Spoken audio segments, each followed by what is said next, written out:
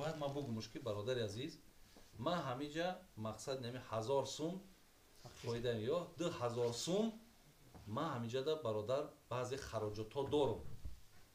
خب اگر بدونه هم آدم رازیگی شود هم مایش بدونه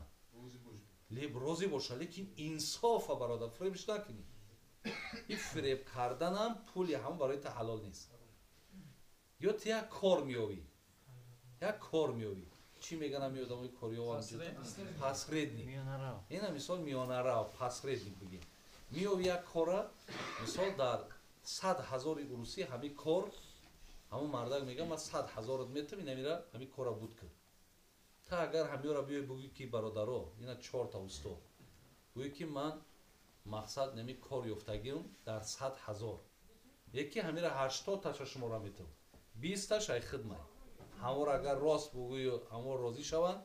برای تی پول درسته برای یکی برای بگوی که برادران جای کار یافتم 50,000ش میگه اینا یکی اینا مثال 70 تا گرفتم و همین 50 تا 20 تا شب 30 تا دیگه شب جوگا کنی وش برای تو حرام. همین روز با فکر من می چیزا پنهان کردن معنی هم نداره. همین مردم همش راضی اند. بیای بگی برادر من میرا یافتم اینا می قسم قطعی اینا مرحمت نمی قاکشن که همودم انصاف مهنت هوا میکنن زحمت هوا میکشن خیلی خداوند ترا میتاری داد از همین امکانیت استعداد هموش دارم شکر. بعد فکر نکن که برادری مسلمانی تای همین هم محتاجه همین جهت ها را باید ما اینا بالای ما اگر یک اینا بگه یک تلفن دارم همین را ما خب مثال اینا 800 سوم خریدم اگر همین را 5,000 که بفروشم حلال ای در شریعت این تعریف فایز مخصوص نداره که باید 10% مونی یا 20%. ولی در شریعت انصاف هم میمونه میگه انصاف که انصاف ای روی انصاف بفروش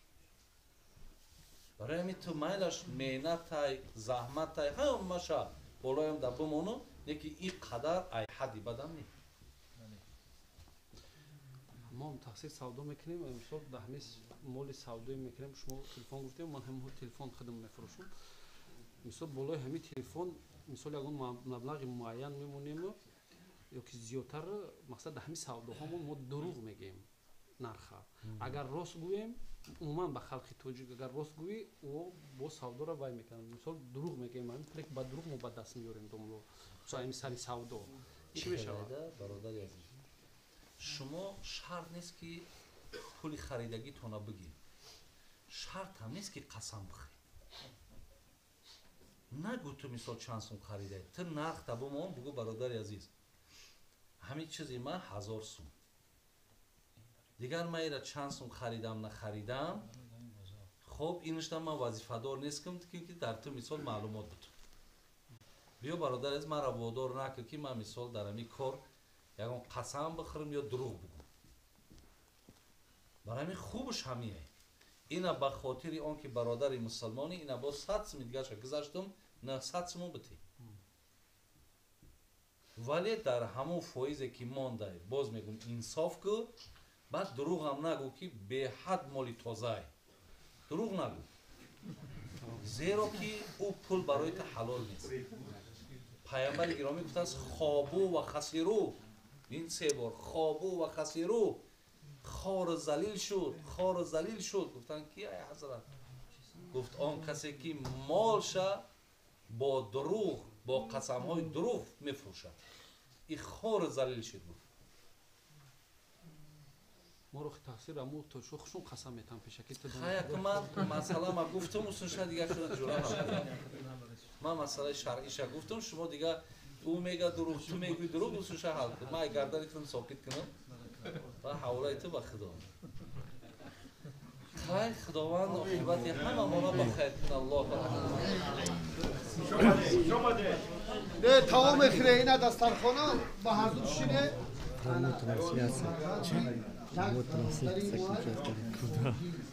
همه تمام فیلم هفتم داشتم اینا کدی نیست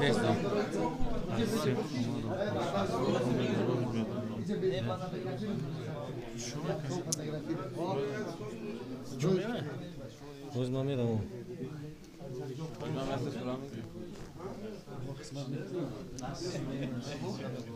شد بلده آرامش بشینه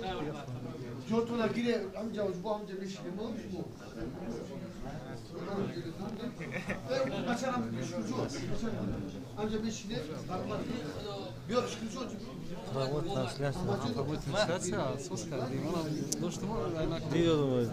как кружка. Аккурат и бадмена плату. Канат там ким да?